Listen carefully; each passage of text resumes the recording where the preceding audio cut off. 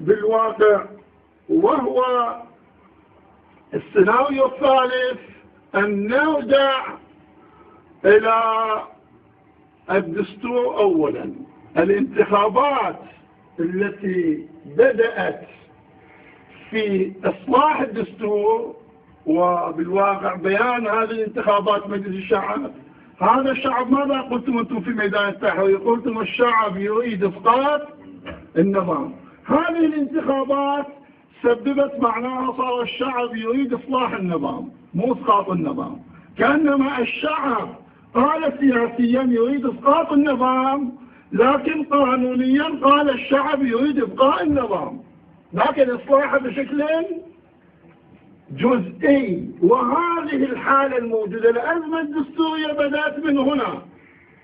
وما يقول المجلس الأعلى للقوات المسلحة أنه قد استشار القانونيين وخبراء الدستور والهيئات القضائية التي تريد أن ترجع إلى دستور 71 من أجل تحكيم السلطة، هو هذا القضاء على الثورة بلغة قانونية.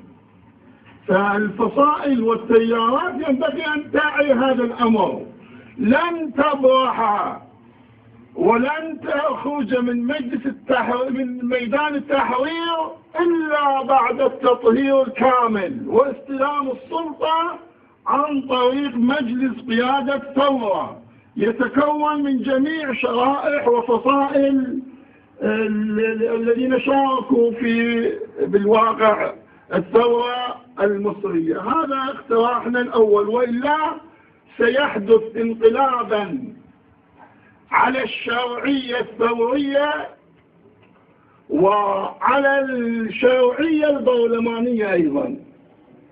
وبالواقع هذه النقطة التي نستطيع أن نقولها أولا. إذن الركن الأول من السلطة التأسيسية الأصلية هو مجلس قيادة الثورة، استفتاء عام للوضع الراهن الجديد، والإعلان الدستور ما ينبغي أن يبدأ من المجلس الأعلى للقوات المسلحة. الآن ماذا يريد أن يعمل المجلس الأعلى للقوات المسلحة؟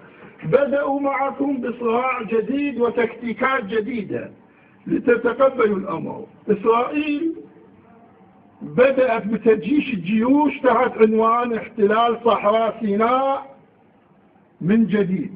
يعني ماذا يعني؟ يقولون نعم نحن الجيش نمثل إرادة الشعب للدفاع عن مصر مقابل إسرائيل، فتقبلونا اخرجوا من ميدان التحرير. هذه لعبة وراء الكواليس لإكمال اللعبة القانونية. هذه نقطة ينبغي أن تكون واضح. أو بعض الأحيان بالنسبة إلى عقود القاز وأمثال القاز يقولون نعم ننهيها، لكن بالنهاية هم يريدون إبقاء كامب ديفيد. وأمريكا الذي تريد في الوضع اللعبة الدستورية لصالح بقاء المصالح الأمريكية والصهيونية، ولا أتصور أن الشعب المصري يريد هذا الشيء. ثورة مصر كانت من أجل العدالة، من أجل الحرية، من أجل القضاء على الاستبداد والاستعمار والاستكبار والهيمنة الأمريكية والصهيونية. هذا واضح. فهذا ما يتحقق عن طريق هذه الدستورية التي تمهد للدستور. فأنا اقتراحي أن تتكون لجنة متكونة من مجموعة قانونيين وسياسيين ووجوه يدرسون المشهد الانتقالي، ويعني يأتوا بحلول واقعية للخلاص من هذا، ولا يسلموا للمجلس الأعلى للقوات المسلحة والتسليم لهذا المجلس والتفاوض مع هذا المجلس بمعنى قبول شرعية ما قبل الثورة وعدم التوجه إلى مسألة العزل السياسي والتطهير السياسي.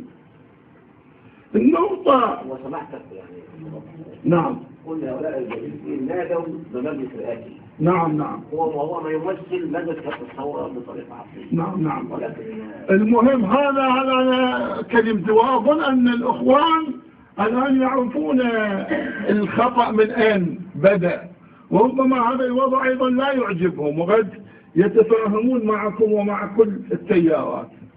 هذا فيما يرتبط بالمطلب. النقطة الأخرى التي كانت